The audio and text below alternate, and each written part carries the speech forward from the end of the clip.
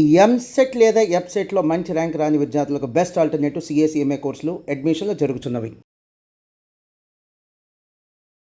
వాగర్థావివ సంపృక్తౌ వాగర్థ ప్రతిపత్తయే జగతః పితరౌ వందే పార్వతీ పరమేశ్వరౌ. ఆదిత్యాయ చ సోమాయ మంగళాయ బుధాయ చ గురుశుక్ర శనిభ్యశ్చ రాహవే కేతవే నమః. శృంగేరి జగద్గురు పీఠాధిపతులకి, కంచి పీఠాధిపతులకి నమస్కారములు తెలియచేసుకుంటూ కార్యక్రమాన్ని ప్రారంభిద్దాం. వీక్షించేటువంటి ప్రేక్షకుల్లో చాలామంది గత కొన్ని నెలలుగా ఈ పక్ష ఫలాల గురించి మనం తెలియచేస్తున్నాం. రాశి ఫలాలు చాలామంది ఎంతోమంది ఆదరిస్తున్నారు. వాళ్ళ నిజ జీవితంలో చాలామంది నిజంగా జరుగుతున్నాయండి, మీరు చెప్పినట్టే జరుగుతున్నాయి, ఏ రోజుకు ఆ రోజుకి సంబంధించినటువంటి ఖర్చు కానీ ఆదాయం కానీ అలాగే ఉంటుంది, ఇక మానసికమైనటువంటి ఒత్తిళ్లు కూడా చెప్పినటువంటి రోజుల్లో ఉంటున్నాయి అని చెప్తున్నారు. కానీ కొంతమంది మాకు ఇవేవి జరగట్లేవు ఎందుకని అని చెప్పి అడుగుతున్నారు. అయితే ఇక్కడ క్లారిటీ మీకు ఒకటి తెలియచేస్తాను. ముఖ్యంగా పేరును బట్టి కాకుండా జన్మ నక్షత్రము ఉండి జన్మ రాశి గనక ఉన్నటువంటి వాళ్ళు ఖచ్చితంగా ఆ రాశే చూసుకోవాలి. అది ఒకటి పాయింట్ గుర్తుపెట్టుకోవాలి. ఇక రెండో పాయింట్, చాలామంది ఈ జొడాయిక్ సైన్ సన్ ప్రకారం కనుక రవి ప్రకారం సూచించబడినటువంటిది. అంటే ఏంటి, జూలై 23 నుంచి ఆగస్టు 23 వరకు సింహరాశికి సంబంధించినటువంటి వాళ్ళు. ఈ జూలై 23 నుంచి ఆగస్టు 23 మధ్యలో పుట్టిన వాళ్ళు సింహరాశి చూసుకుంటున్నారు. అది తప్పు. మీరు పుట్టిన డేటు, టైము, ప్లేస్ను బట్టి మీకంటూ ఒక నక్షత్రము, ఒక రాశి ఉంటుంది. ఆ రాశి మాత్రమే చూసుకోవాలి. అయితే కొంతమంది మరి మాకు నక్షత్రాలు రాశులు లేవండి, మరి ఏంటి అన్నప్పుడు నామ నక్షత్రాన్ని బట్టి చూసుకోవాలి. అయితే ఇక్కడ కూడా చాలామంది పొరబడుతున్నటువంటి విషయం ఏంటంటే, ఉదాహరణకి లక్ష్మి అనే అమ్మాయి ఉంది. ఆ అమ్మాయి చూచే చోళ కాబట్టి లక్ష్మి అని అంటే అశ్విని నక్షత్రంగా భావించుకొని, మేషరాశిగా భావించుకొని మేషరాశి ఫలాలు చూస్తున్నారు. కానీ ఆ లక్ష్మి అనే అమ్మాయికి తెలుసు తాను కన్యారాశిలో పుట్టాను అని చెప్పి. కన్యారాశి చూడకుండా నామనక్షత్రమైనటువంటి అశ్విని నక్షత్రం సూచించే లక్ష్మి అనే పేరుని సూచించే మేషరాశిని చూసుకోవడం వల్ల ఆ అమ్మాయికి ఫలితాలు తారుమారవుతాయి. కాబట్టి ఏతావాత చెప్పొచ్చేది ఏంటంటే, కంక్లూజన్ ఒకే మాటలో చెప్పాలంటే, మీకు జన్మ నక్షత్రము ప్రకారము జన్మ రాశి ఉంటుంది. ఆ రాశిని బట్టే చూడాలి తప్ప సన్ జొడాయిక్ సైన్ అనగా ఈ మంత్లో పుట్టిన వాళ్ళు ఈ రాశి అని చెప్పుకుంటారు కదా, అది తప్పు. అది ఫాలో కాకూడదు. అలాగే మీకు జన్మ నక్షత్రము జన్మ రాశి తెలియకపోతేనే అప్పుడు నామ నక్షత్రాన్ని బట్టి చూసుకోవాలి. ఇది క్లారిటీగా అందరూ గమనించగల ప్రార్థన. అప్పుడే ఇప్పుడు నేను చెప్పబోయే ప్రతి పక్ష ఫలాలు, చెప్పబోయే ఫలితాలు మీకు దాదాపుగా 90% మీకు సూట్ అవుతాయని చెప్పవచ్చు. ఇక గమనించుకున్నట్లయితే 12 రాశులకి సంబంధించినటువంటి ఫలితాలు మనం తెలుసుకునే ముందు ఈ యొక్క జూన్ 1వ తారీఖు నుంచి 15వ తారీఖు వరకు గ్రహ సంచారం ఏ విధంగా ఉందో తెలుసుకుందాం.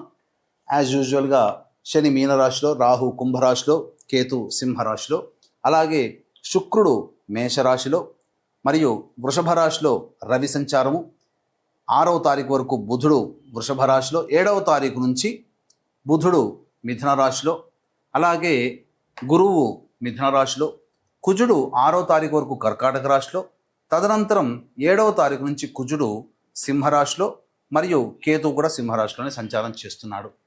కాబట్టి దీన్ని బట్టి ఫలితాలు ఆయా రాశుల వారికి ఏ విధంగా ఉండబోతుందో మనం తెలుసుకునే ప్రయత్నం చేద్దాం. ద్వాదశ రాశులలో భాగంగా 7వదైనటువంటి తులారాశి వారికి జూన్ 1వ తారీఖు నుంచి 15వ తారీఖు వరకు ఏ విధంగా ఉండబోతుందో తెలుసుకునే ప్రయత్నం చేద్దాం. ప్రధానంగా రాశి నుంచి లాభస్థానంలో కుజుడు 7వ తారీఖు నుంచి, కేతువు ఆల్రెడీ ప్రవేశం చేసి ఉన్నాడు. కాబట్టి 7వ తారీఖు నుంచి కుజకేతు గ్రహ ప్రభావం వలన అనుకున్నటువంటి విధంగా ధనాదాయం చాలా చక్కగా ఉంటుంది.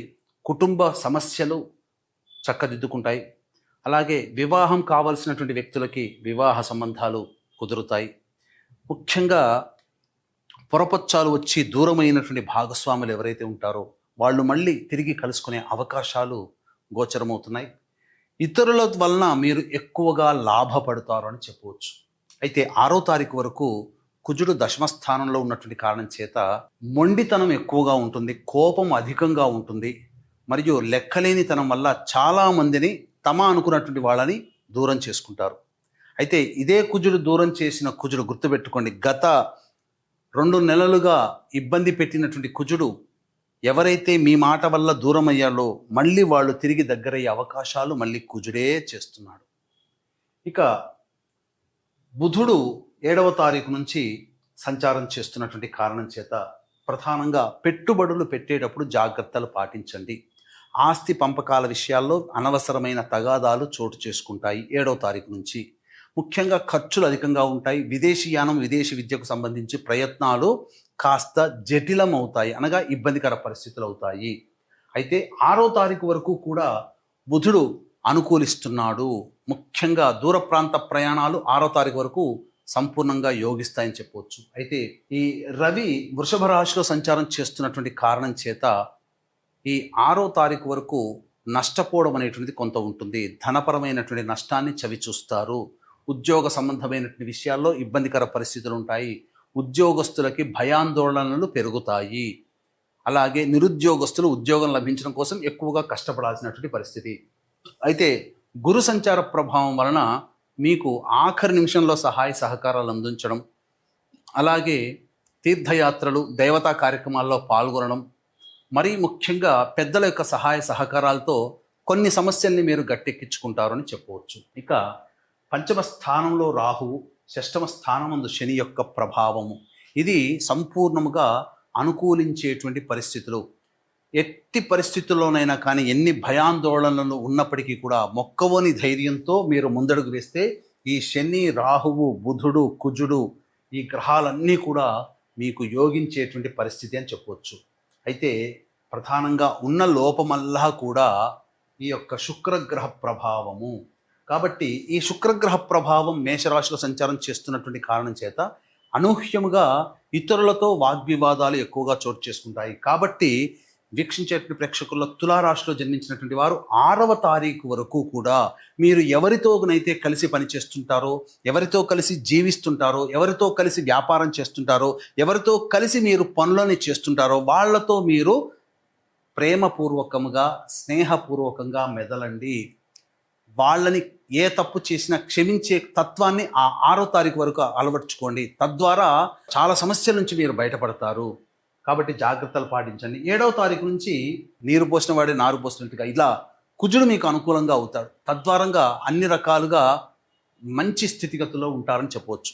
ఇక ఈ రాశులలో జన్మించినటువంటి వారికి వివాహ సంబంధమైనటువంటి విషయాలు కాస్త పెద్దల సహాయ సహకారాలు, సూచనలతో మీరు ముందడుగు వేసే ప్రయత్నం చేయండి. మీ సొంత నిర్ణయం పనికిరాదు. అలాగే సంతానం కోసం ఎదురు చూసేటువంటి వ్యక్తులు వైద్యుల సలహాలు సంప్రదించి నిర్ణయాలు తీసుకోండి. మంచి విషయాలు, మంచి సంతాన వార్తలు మీరు వింటారని చెప్పవచ్చు. ఇక ఈ రాశిలో జన్మించినటువంటి మహిళలు ముఖ్యంగా ఎవరితోనైతే కలిసి పనిచేస్తుంటారో వాళ్లతో మీరు ప్రేమపూర్వకంగా ఉండే ప్రయత్నం చేయండి. అనవసరమైన వివాదాల్లో తలదూర్చకండి. మీది కాని వ్యవహారాల్లో ఉండడం వల్ల మీరు ఎక్కువగా సమస్యల్ని కొని తెచ్చుకుంటారు. డబ్బులు అప్పుగా ఎవ్వరికీ ఇవ్వకండి. ఎవరికీ కూడాను మీరు హామీదారుగా ఉండకండి. లేని సమస్యల్ని కొని తెచ్చుకుంటారని చెప్పవచ్చు. అలాగే పెట్టుబడులు పెట్టే విషయంలో జాగ్రత్తలు పాటించండి. ముఖ్యంగా మీ గౌరవ మర్యాదలు కాపాడుకునే విధంగా హుందాతనంతో మీరు ప్రవర్తించండి చాలు. అయితే ఇంతకుముందు మిమ్మల్ని గౌరవించిన వాళ్ళే ఈ తులారాశిలో జన్మించినటువంటి మహిళలకి అవమానపరుస్తారు. కాబట్టి అవమానాల్ని ఎదుర్కొని ధైర్యంతో ముందడుగు వేసే ప్రయత్నం చేయండి. మంచి జరుగుతుంది. అమ్మాయిలకి, వివాహం కాని అమ్మాయిలకి సంబంధాలు కుదరడం కొంత కష్టంగా మారుతుంది. సంతాన విషయంలో జాగ్రత్తలు పాటించాలి. ఇక దైనందిన కార్యక్రమాల్లో రోజువారీ జీవితంలో ఎలా ఉండబోతుందనే విషయం తెలుసుకునే ముందు వీక్షించేటువంటి ప్రేక్షకులకి గమనిక. ఈ యొక్క జ్యేష్ఠ పౌర్ణమి బుధుడికి సంబంధించినటువంటిది. ఆ రోజు బుధవారం, బుధుడు అధిపతి. అలాగే ఆ రోజు ఉన్నటువంటి నక్షత్రం జ్యేష్ఠ నక్షత్రం, బుధుడు అధిపతి. కావున ఈ మహాజ్యేష్ఠ పౌర్ణమి రోజున ఏ దేవతని మనం ఉపాసిస్తే, ఏ దేవతని ప్రార్థిస్తే ఆ దేవత యొక్క సంపూర్ణ అనుగ్రహం కలుగుతుంది. మనకందరికీ కూడా మంచి చెడును కలగచేసేది నవగ్రహాల ద్వారానే. కాబట్టి మొట్టమొదలుగా నవగ్రహాల సంపూర్ణ అనుగ్రహం మనకు కలగాలి. కాబట్టి ఆ రోజున సంపూర్ణ నవగ్రహ శాంతి మరియు జాతకరీత్యా విద్య, వివాహ, ఉద్యోగ, దాంపత్య, అనారోగ్య సమస్యల నివారణకు సంబంధించి సర్వదోష నివారణ పూజలు, హోమాలు అనేటువంటివి జరిపించి శక్తిపాతము చేయబడినటువంటి కరుంగలి మాలని మీకు అందివ్వడం జరుగుతుంది. కాబట్టి అవకాశం ఉన్న వాళ్ళు ఈ కార్యక్రమం తదనంతరం కాంటాక్ట్ చేసి మీ గోత్రనామాలు నమోదు చేసుకోవచ్చు. ఆ రోజున ఉదయం 8 గంటల వరకు కూడా అవకాశం ఉంటుంది. 9 గంటలకి కార్యక్రమం ప్రారంభమవుతుంది 11వ తారీఖు రోజున అని గమనించగలరు. ఇక గమనించుకున్నట్లయితే 1, 2, 3, 4 తేదీల్లో మీ యొక్క పేరు ప్రఖ్యాతులు పెరుగుతాయి. చేస్తున్నటువంటి వృత్తి, ఉద్యోగ, వ్యాపారాల్లో మీకు ఆనందదాయకంగా ఉంటుంది. ధనపరమైనటువంటి సమస్యలను పూర్తి చేసుకుంటారు. నిరుద్యోగస్తులకి ఉద్యోగం లభించే అవకాశం ఉంటుంది. ఉద్యోగస్తులకి ప్రమోషన్లు వస్తాయి. అన్నిటికంటే మించి ధనము సంపాదన పెరుగుతుంది. ఇక 5, 6 తేదీల్లో కనుక చూసుకుంటే చికాకులు ఎక్కువగా ఉంటాయి. అనవసరమైన ఖర్చులు పెరుగుతాయి.